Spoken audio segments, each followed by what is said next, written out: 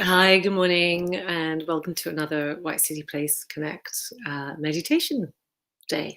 I should say good morning. It's not good morning, it's afternoon, but good day would be the right term. um, yeah, thank you for joining. Thank you to all the occupiers of White City Place for still being here and taking part in our videos so that we can still connect with you in this way. Hope you're all dealing with the heat okay. It's been quite extraordinary, hasn't it? um, but you know what? Sometimes with meditation, that's a really great way to just learn to accept whatever happens. This too will pass. It's not going to be like this forever, even though it's pretty difficult to cope with the sleepless nights when it's that hot. But just by being calm in the body and calm in the mind can really help any extra energy that you use. Your brain uses at least 20% of your energy. So if we can at least calm the brain down, the mind, with meditation, that holds some of the energy. When we use energy, it heats up the body. So, it's really good to kind of sometimes just accept and know that this is not the time to move around too much, unless you're in aircon, of course, but to really kind of, just settle the mind.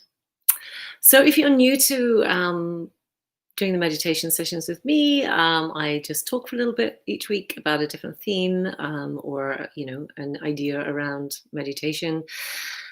And then we go through a guided meditation together. So I wanted today to touch on anxiety because a lot of people who struggle with meditation, um, are quite anxious a lot of the time. And there's two modes of thinking about that. And one thing that I always discuss in these sessions is that the breath follows the mind and the mind follows the breath. So if you've got an active mind, it's very likely that your breathing would be faster and shorter. And the opposite is also true. So if you had a relaxed mind, it's more likely that your breathing would be slower. And you can also flip it around the other way. So I've gone from the brain affecting the breath, right? So active mind, faster breath, slower mind, slower breath. But you can flip it and go the other way as well. So regardless of what was going on in your mind, if you breathe a certain way, you can also affect the mind. So if I started to breathe really short and fast, then I would be a little bit more buzzed up. Sometimes we can use that to our benefit if we were like going to an important meeting or we had to really be on our toes about something, or we had a really big important conversation we were going to have. You can use that. Or even if it's just like, oh, I feel so sluggish, I've got to get up and go, but I can't, I just have, there's nothing left. The breathing can really help. And that might be an idea in this weather too. And yeah, so your mind, when you're anxious and you're breathing a lot faster, it's not just the speed of the breath, but you're also taking in more oxygen. And when we're taking in more oxygen, we are therefore having less of a balance of carbon dioxide. So you breathe in oxygen, you breathe out carbon dioxide. The ideal scenario through, everyday life, walking down the street, is that we have coherent breath. And that means, even-sided. So we breathe in for a certain count, out for the same count. Breathe in for 5, out for 5. That's the ideal, optimal, everyday idea. But then we can use the breath another way. So in other words, when we're needing to relax and go to sleep maybe, or just have a deeper meditation, then we can lengthen the exhale. That's the carbon dioxide. It keeps the carbon dioxide in your body just that little bit longer. And that's the relaxed response. So you breathe in an energetic breath, which is your sympathetic nervous system. We need that for action. And you breathe out the parasympathetic nervous system breath, which is the relaxed response. So you can see how with a coherent breath, if you are breathing in for the same number as you're breathing out, you're keeping a really nice balance. And that's what we want. We want a balanced view on life, perception. We want a balanced feel in our body. We want to everything in a balanced way where we learn to respond rather than react. So back to the breath. If you are an anxious person, generally you will probably be taking more breaths per day than the average Joe. And well, unfortunately, what happens is, I was trying to think of a nice way to say this, but basically what you're doing is you are raising your stress level. You're raising it gradually. And what that does is it means that you have more cortisol and adrenaline going on in your body all the time, instead of, when you really, really need to, and you have to, there's an emergency situation, or there's something that you have to, if you were back in our ancestor days running from a bear, but it could be trying to save somebody's life. It could be, pulling someone back off the road. It could be suddenly remembering that you left your passport at home before you go to the airport and having to really act quickly. It's amazing how you get that energy, right? There's always that thing. There's also that thing we used to use this as another analogy a while ago, where if you saw a small child at the back of a car and the car was backed over the child, hadn't actually hit him, but was over the child, you would find it in yourself to lift up the car to get the kid out. You wouldn't even think about it. You would just lift up the back of the car to let the kid out. So that's one of those extreme situations where the stress response is really needed. We need that sometimes. We need it for survival. But our idea of survival now is very different to our survival back in our ancestor days. We don't need to run away from the beasts in the wild. We're not in the wild, and there are no beasties out there that are going to get us. So we have this constant idea of stress, and your brain does not know the difference between stress on the street to stress in the wild. So your brain does not know the difference, because what you're doing is you're reacting in a stressful way anyway, and so your brain is getting those ideas of of how it then has to operate in the world. So anxiety isn't one of those extreme stressful situations every minute. No, of course it's not. But it's tapping into your stress response more throughout the day. Okay? It's tapping into the stress response more throughout the day. It's important to know that. And it's not much, but it's a little bit. And if you have that continuing so that it builds up over time, then you will have too much cortisol and adrenaline in your body. And what that means is that if you did encounter a stressful situation, like some of the ones you've just mentioned, then your stress levels would go through the roof, because you're already at a level. And it would mean that you would react even more. And then that affects our immune system. On it goes. It's not a great thing.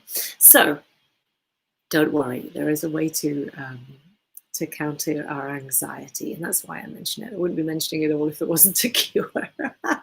It's not a cure, but it's a way of managing anxiety, managing stress. So first of all, there's the mind side. We can deal with that in meditation, but then there is the breathing side. So it's a really good practice knowing that you probably take more breaths per minute, shorter breaths, and also taking in more oxygen, therefore less of the relaxing carbon dioxide. It's good to know that, and then therefore you could try and moderate your breathing throughout the day. You try and make the breathing slower, and also not gulping in oxygen. When we're anxious and we're breathing too quickly, shorter breaths, lots of oxygen. We're breathing in so much oxygen all the time. So we need to kind of breathe in less oxygen and slower breaths. And slow down the breath. And then on the mindful side, which is what we're going to focus on today, this is going to be all about pure mindfulness for anxiety. And this meditation today is a really, really nice practice. So you can always keep this recording, and whenever you feel anxious, you can maybe go through the meditation practice as well. It does definitely make a difference over time. And this has been scientifically proved. You know, people who meditate in a cognitive, mindful way over time can severely lower their anxiety, stress levels. So absolutely 100% you can deal with it, and you can make it so much better. And I only mentioned all of that, the more extreme example of what can happen up front, because I think it's important for you to understand, maybe about your breath and about just knowing that you're taking in more breaths a day than somebody else. That's just information you might not even know, or why is that important? In our lives, we want to take fewer breaths and less oxygen. Everyone thinks we need lots of oxygen to survive. That is not true. You take in plenty every breath that you take. So you don't have to fill yourself up and then let it all go. You could just take nice, moderate breaths, slower, less oxygen in, carbon dioxide out. You're going to find that really nice, kind of happy place. Okay. All right. So a little sip of my hot chocolate. It's my little sin for the day. It's not a sin. Don't ever think anything you enjoy is a sin. Okay, so I want you to actually start with your eyes open and make yourself comfortable. Notice if you're comfortable. Really just notice your body. Is it comfortable? Do I need to shuffle? Do I need to have my back supported? I've been listening to Viv for 15 minutes, and now I'm feeling a little bit like uncomfortable. If I'd started my meditation, I'd be okay by now. Get easy with yourself, whether that's sitting in a chair, sitting on a sofa, sitting on cushions. I'm sitting on a few cushions at the moment. Sometimes I sit in a chair when I'm talking to you. Just mix it up, but be comfy. So that's the first thing, noticing. And then I want you to look around your space. So whatever might be in front of you, to the side of you, just in your vision, if it's a table, a book, sofa, window, I want you to choose 5 things that you can see clearly now. Just look around. And when you see those things, you're going to choose 5, aren't you? So there'll be some part of you deciding what 5 it is. So I want you, when you see one of your 5, let's just say, for argument's sake, one is a cushion. I want you to look at it and go, cushion. Look at something else. Plant. Say it silently in your head, so you acknowledge what it is you're looking at. I want you to really look at it. 5 things, mentally take them in.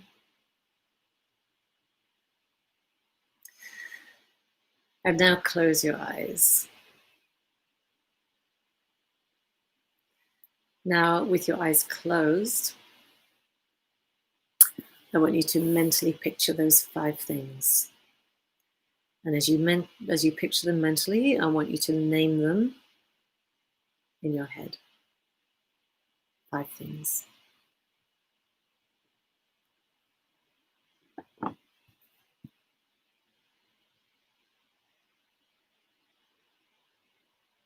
Once you've named the 5 things, just let them go. Now I want you to listen out for 3 or 4 sounds in your space. These are not imagined sounds, they are real and happening. So It could be anything. I mean, I'm in a very quiet little spot right now, so I have to really listen for what can I hear. So it might be the buzz of your laptop. It might be very distant sounds outside. It could be very distant traffic. It could be neighbors above or below or to the sides of you or in your house, a flat, whatever you might be. It might even be that buzz of silence. I know that might sound strange, but sound is a vibration. And even the idea of silence, nothing's ever really still. So even the idea of silence, we can kind of hear that silent buzz sometimes, you know? It's just that kind of, you can hear the silence. It's just 3 or 4 things you can hear.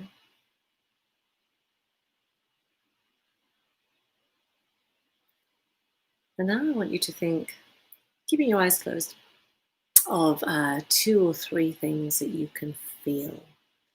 So it might be your seat on the cushion or on the floor or on a chair, you know, your sitting bones. Or it might be your hands on your lap. It might be the fabric of your t-shirt or the carpet on the floor or the wooden floorboards, or it might be a table leg or a tabletop, whatever it is. Just 2 or 3 things that you can feel.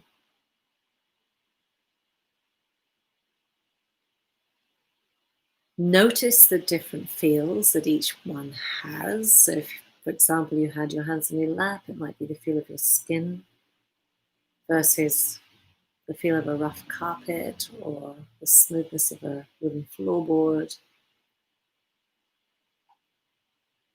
or the texture of your t-shirt. These are just ideas. It could be anything at all. It could be, if you're in a very hot room, it could be that you feel a bit sweaty. It could be the air on your skin.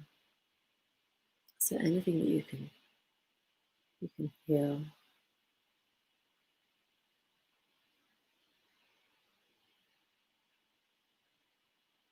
And now, without opening your eyes, keep your eyes closed the whole way through, actually. You don't need to open them at all until we've finished them right at the end. I want you to bring all of those things together. So take your time, bring back into your mind the 5 things that you had in your vision with the 3 or 4 sounds and the 2 or 3 feels. And just bring them all together so they're all happening now. You know that the things that you could see before are still there, they haven't moved.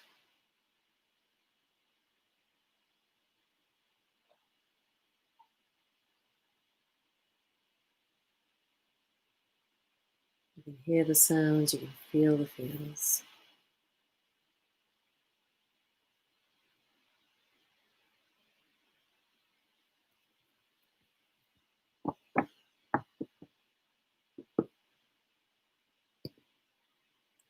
And then you can just let that go. Okay, so we're going to breathe in. For a count of 5, don't start now, I'll do it with you, but for a count of 5, and then you're going to hold the breath for a couple of seconds, and then let the breath go in a longer, slower exhale as you let that breath out. Remember, that's your carbon dioxide. You're holding onto it a little bit longer as you let it release from the body. That's calming down the mind. So just let out all of your breath. Even when you think you've breathed out, there's always more to go. So just push out the last bit. And now inhaling. 2, 3, 4, 5. Hold the breath for 2 counts. And now let it go slowly. 3, 4, 5, 6, 7. Breathing in again for 5. Inhaling. 2, 3, 4, 5. Holding the breath in for 2 and out. 2, 3, 4, 5, 6, 7. Do the last one on your own, breathing in.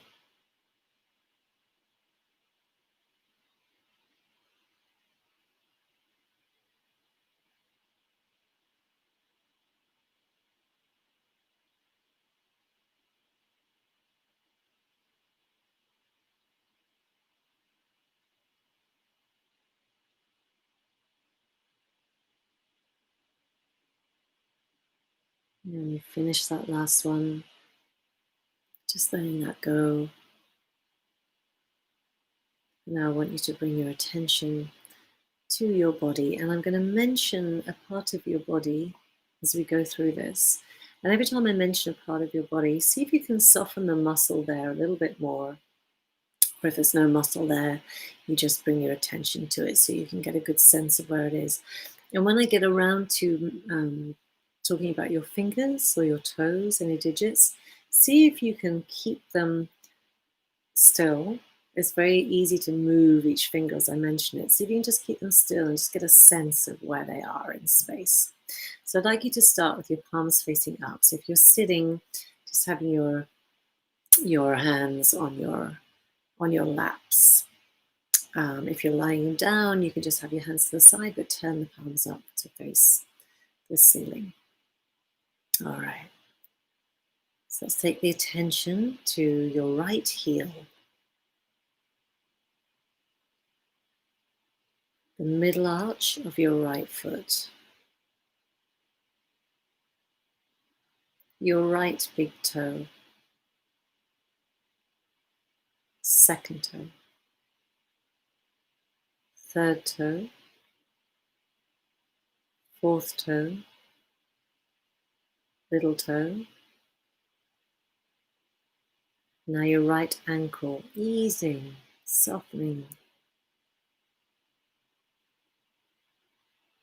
Going towards your right calf, allowing the muscles to relax.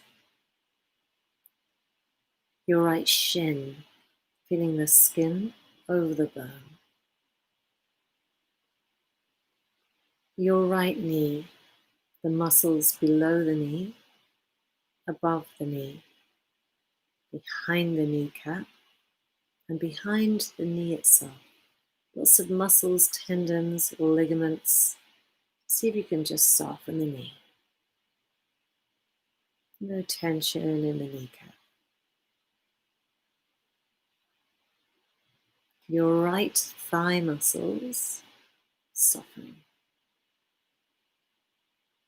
Your right hip, letting go.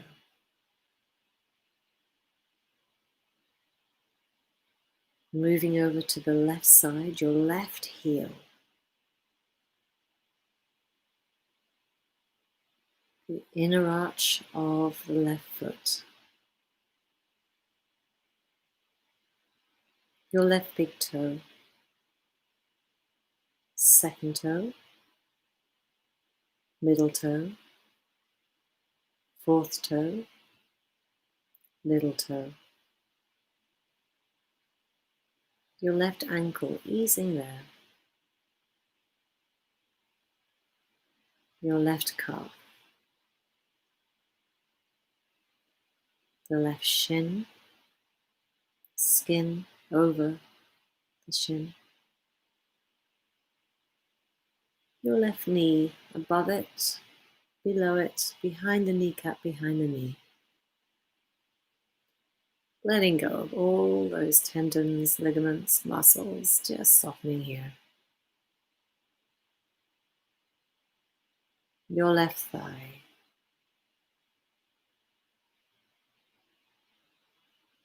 Your left hip.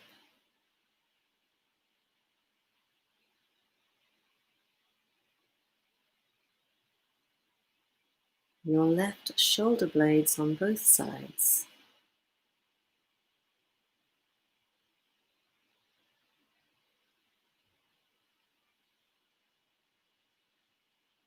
Your shoulders, both sides, softening.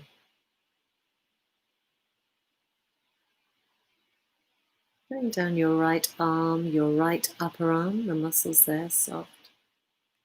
Your right elbow.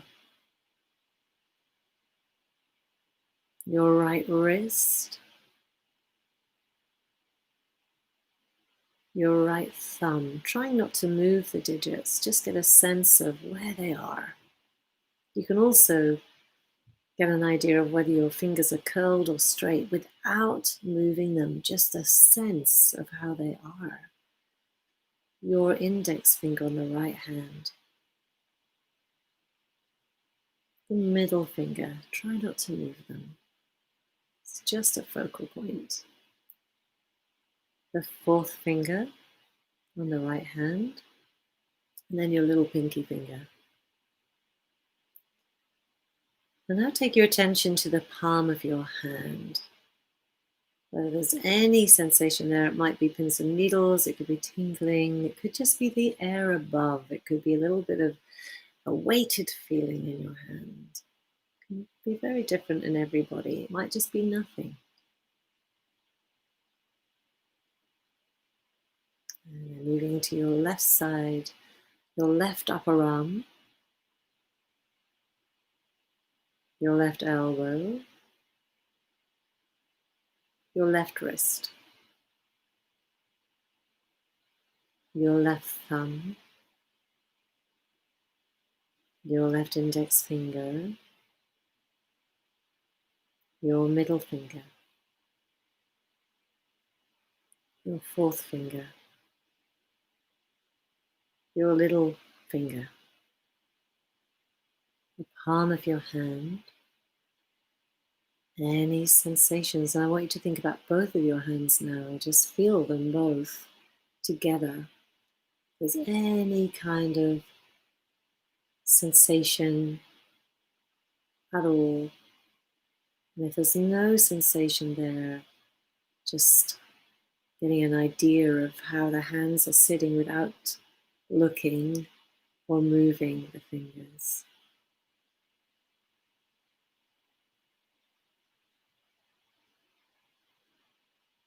The hands have so many little nerves in them.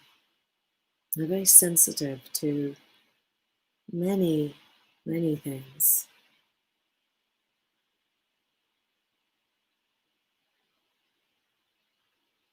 Moving your attention now to your sacrum, so that's right at the bottom of your spine. Then I want you to trace your mind up the spine, all the way. You go past the thoracic region in the middle where your chest is, beyond that, right up into the nape of your neck.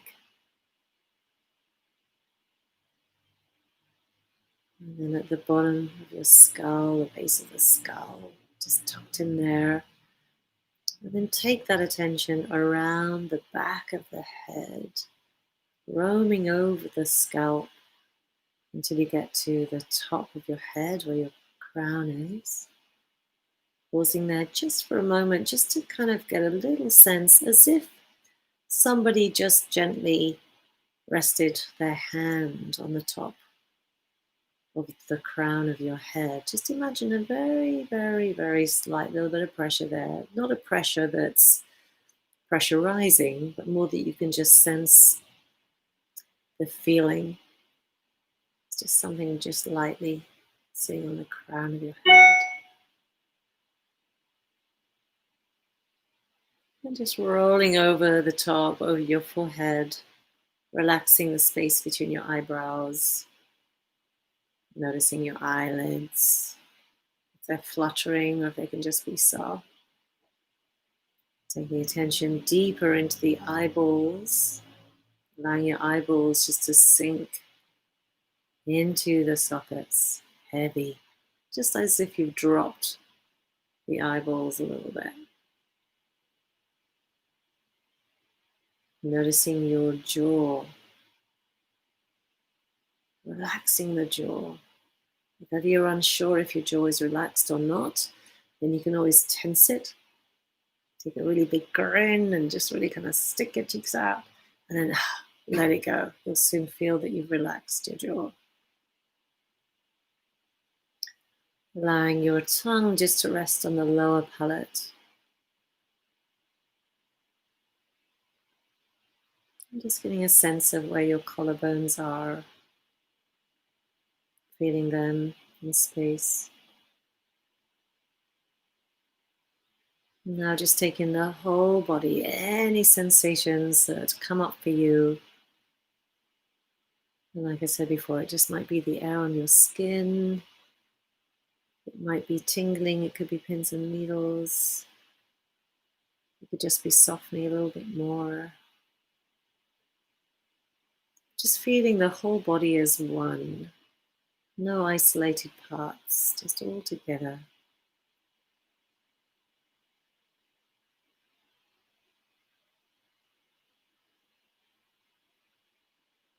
And then I want you gently to just take your hands off your lap and just cup them over your rib cage. Just at the bottom of your rib cage. Doesn't have to be too high up. Just enough to feel a couple of ribs at the bottom. And then just breathing normally. Just see if you can get a sense of the rib cage moving out to the side with the in breath. And then retracting in with the out. And if you're not getting much of a sense of it, see if you can make it. It's quite interesting. You can expand the rib cage even without the breath. So see if you can expand the rib cage with the breath. The only reason I say that you can do it without is just to show that it is a mechanical movement. So see if you can breathe in. Expand the chest out to the sides and just feel it softening in. So just with your hands on there, just gives you an extra idea of how you're breathing. And every expansion of the chest is actually activating your diaphragm. And that just means that you are allowing the lungs to expand more, so that you can take longer breaths, but not as much oxygen. So the more space the lungs have got, the more oxygen you're going to get in naturally. So you don't have to take a deep, deep breath. You just expand the space so that you're breathing properly into the diaphragm. Every time your chest expands, the diaphragm is expanding as well. And every time you exhale, it pushes all of the breath out just by bringing the ribs together. That pushes the diaphragm up and all that breath comes out. So take a few more breaths, just knowing that.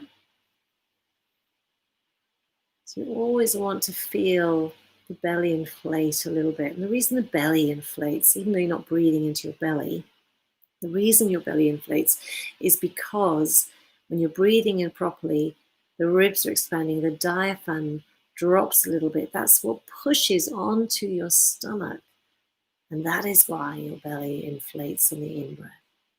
And that is what you want, because it shows that your diaphragm is doing the right thing. So therefore you are breathing properly. So you don't need to take lots of big, deep breaths. You just breathe naturally into this space. So once you've got a sense of the chest expanding, you can then just drop your hands onto the backs of your thighs. And just relax a little bit. I know there was probably a little bit of conscious breath going on there, trying to get the chest expanding, and it takes a little bit of practice and letting go. Sometimes it's reversing your habitual breathing. So if you're used to breathing a certain way, it does take time to change that. It's only through practice, and it will happen. Longer, slower breaths. Okay, so we're going to bring now the coherent breath in that I talked about before, which is a perfect balance of breath. And I know it'll be difficult to maybe keep the timing, especially if you are anxious, but I'm going to count with you for the first 3 or 4, so you get an idea of how long. So to make the breath. So I'm going to choose the count of 5 because that is the optimal number of seconds to breathe in and the optimal number of seconds to breathe out, keeping everything in a nice fine balance. So again, let all of your breath go, push it all out, the last bit, the last drop.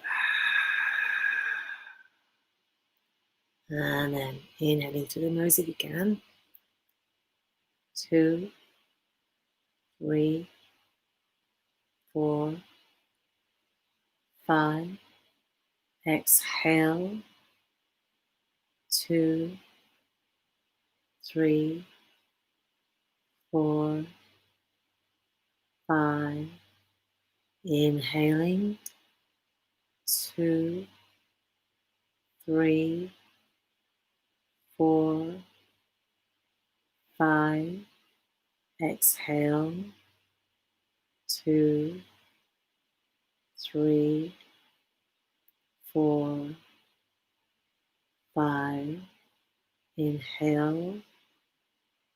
2, 3, 4, 5. Exhale. 2, 3, 4, 5. Inhale. Keep going. Your own time. See if you can keep that same rhythm.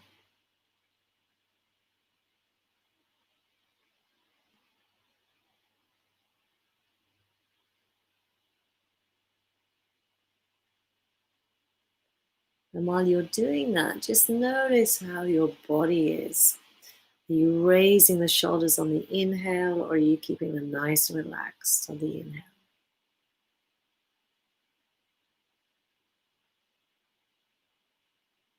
Any time a thought comes into your mind, don't worry about that. Just come back to your breathing.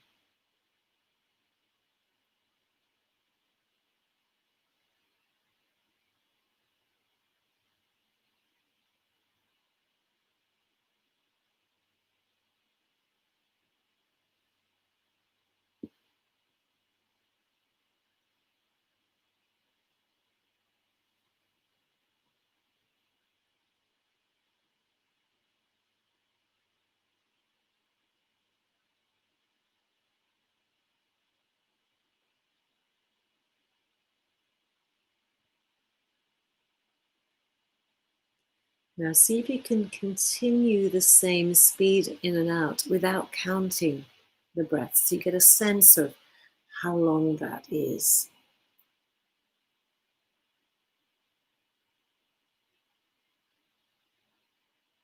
It's very difficult to let go of the count at first. I know that. It really is. But see if you can just forget about the count and just breathe longer and slower. And see if you can take your breath from what was probably a a stepped breath to a more smooth. So imagine when you were counting, it was probably like climbing steps a little bit as you're counting the breath in. See if you can make the steps into an escalator. So it's like a smooth 5 and then smooth out 5 as well. See if you can change the texture of your breath as it goes in and out.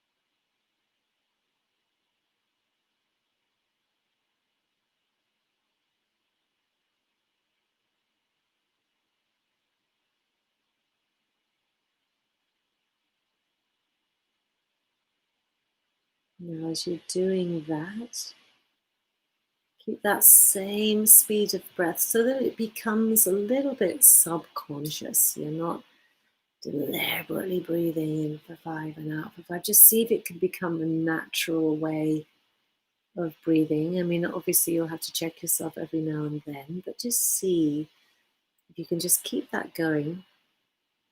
And while you're just keeping that in the background going, I want you now to bring back into your mind's eye all those 5 things that you visualized at the beginning. I want you to bring them back into your consciousness now. And as you bring in each thing, I want you to pay a little bit more attention to it. So if it was a cushion, I want you to really remember the color, the fabric, the size, whatever it is, whether it's a table or a book or whatever it might be. Really, really look at it in your mind's eye. And remember what you can about it. See what details you can pick up.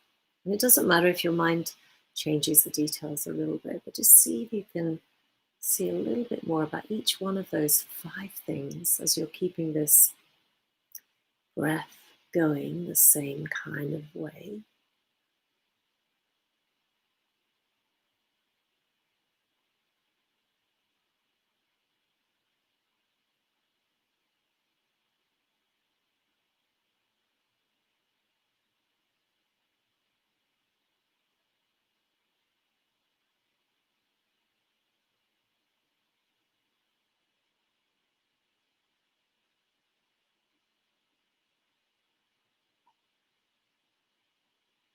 And when you've done the 5 things, I want you to bring back those 2 or 3 feels, the ones that you chose at the beginning.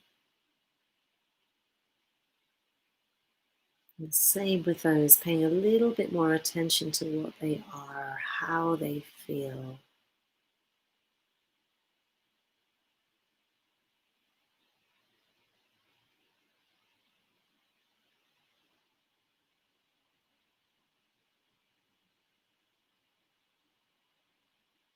And then lastly, bringing in those sounds, 2 or 3 sounds, whatever they are.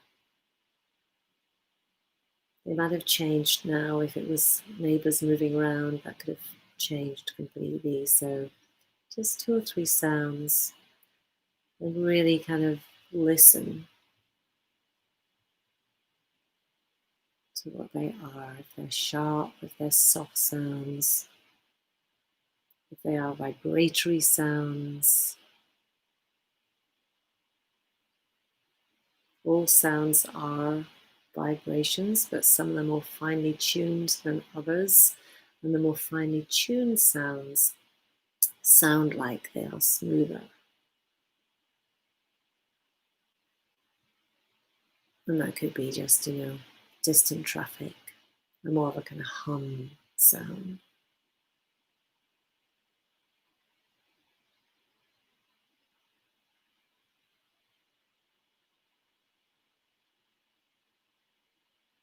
Bring them all together.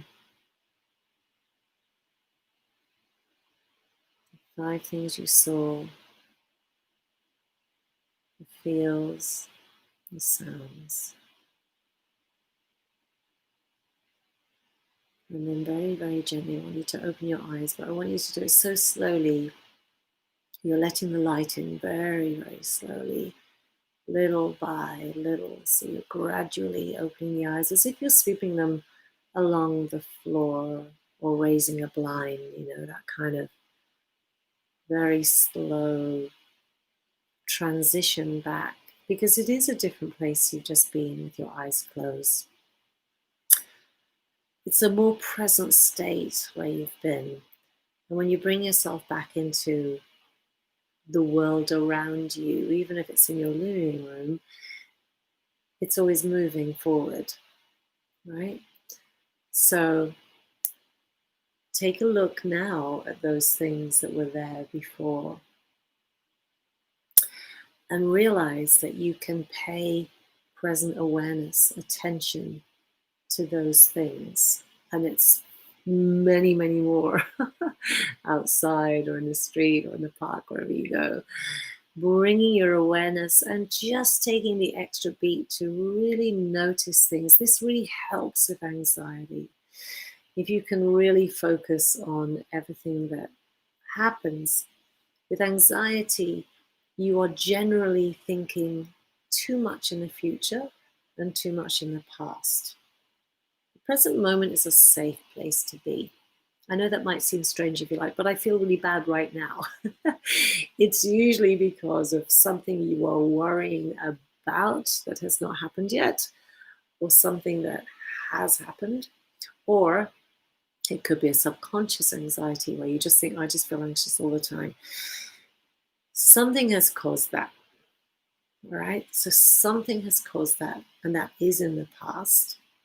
I'm not saying that this heals it, but if you can bring your, as in we can't sort out the past issue, the past problem, whatever that might be, but when you bring yourself into the present moment, you're not worrying about the future. You're not worrying about, oh my gosh, what if I get COVID, or what if, the terrible job losses and all of that stuff, which is horrible and has to be dealt with at some point. If you can give yourself the present moment treatment, be in that, at least then you are dealing with what happens here and now rather than the forward thinking or the backward thinking, the past or the future. And that is a great way to try and at least help anxiety. So I hope that helps. Being mindful, just being in the present moment, and whenever you struggle with that, just remember, slow down your breath, take in less oxygen, see if you can just do it counting, walking down the street, being mindful with your steps. Maybe each step could be half a breath. So you go, right foot, every left foot's a second. Let's just say that, and just walk slowly and do 5 left foots, counts, and then breathe out, same thing. You can swap feet, do whatever you need to do to slow down your breath. It doesn't have to be all day, but the more you do it, the more your body will get into that idea of slowing down the breath, and it will happen for you. Good. Okay, well, I will see you next week. I think next week I'm going to focus on loving kindness. So that'll be the theme for next week. I hope I see you then, and stay safe, stay cool, and see you soon.